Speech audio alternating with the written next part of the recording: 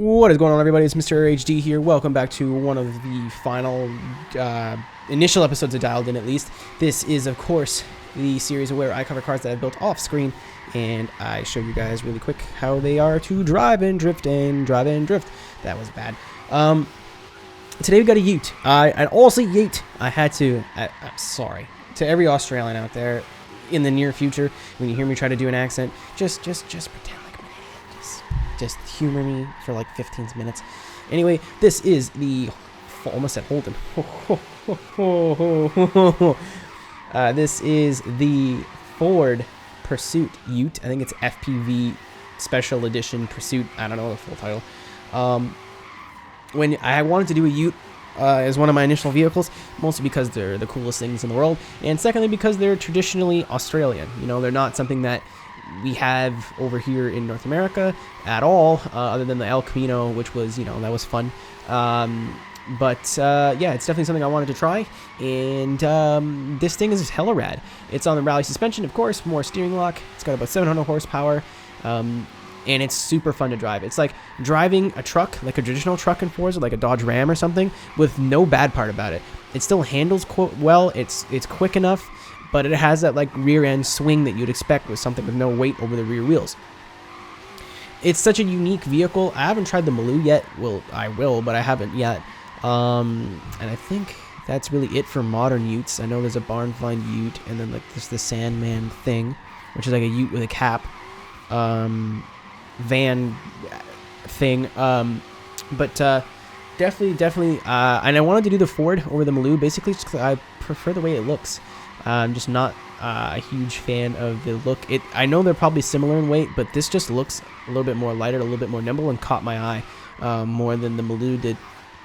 The Maloo just looks like a big, bulky, hulky, oh man thing. This looks like a little bit more refined, even though that their essence, they're the same fucking thing. They're not the same thing, obviously. I'm trying not to piss off Ford or Holden fans, but anyway, let's talk about the car, shall we? It's definitely a trip if you haven't driven something with no weight over the rear wheels. You definitely notice it, and I just passed it, that little quick right to left transition here in this little section. Everywhere else, it feels fine. If anything, it's more smooth, I find, than a normal car.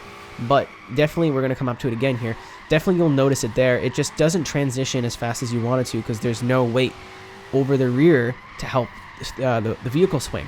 So right here, we're in the right turn, and then you can see how slow it is. The fastest way to counteract that, too, is to use a little bit of foot brake and handbrake together. But definitely, the transition speed is slow, and that's not something that you can just tune out. Well, maybe, but you'd have to sacrifice the handling of the vehicle, which is great. You know, in a cool black and gold color scheme, a really, really great sounding V8 in this car. Very little to complain about, honestly.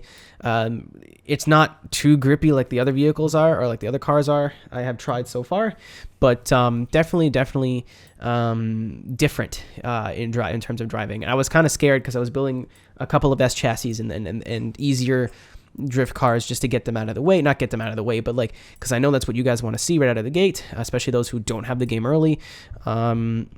And then I tried, I was like, uh-oh, these feel really similar. Especially the S13 and the S15. I'm like, this is the same car. And then I tried this, and I'm like, okay, cool. They didn't dumb down the physics to the point of where like every drift car feels the same. You may want to try to tune it differently. You may like want to tune it exactly the same. Like it really is up to you at the end of the day. As you can see with the tune that I'm going to have on it, and this is on the storefront, of course. I wanted to put the roof bars on it, but it just looked way too stupid.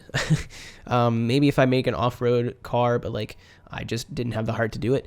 You know, it's fairly similar to what you'd expect from a normal car. I think it's a bit more balanced in terms of the stiffness of the anti-roll bars and then stiffness of the rest of the vehicle, but it is really fun to drive. And if you have never driven a truck before, now that we have Utes in the game, they're a great start, so you don't get too alienated. So thank you guys very much for watching. I look forward to seeing you next episode, and take care. Peace. Hey, thank you so much for watching. If you liked the video, make sure to give it a like, and if you want to see more, click the subscribe button. Also, consider becoming a patron at my Patreon page, patreon.com/MrAeroHD. Want to follow me on social media, or want to hear the song that you heard in the video? Please check the description.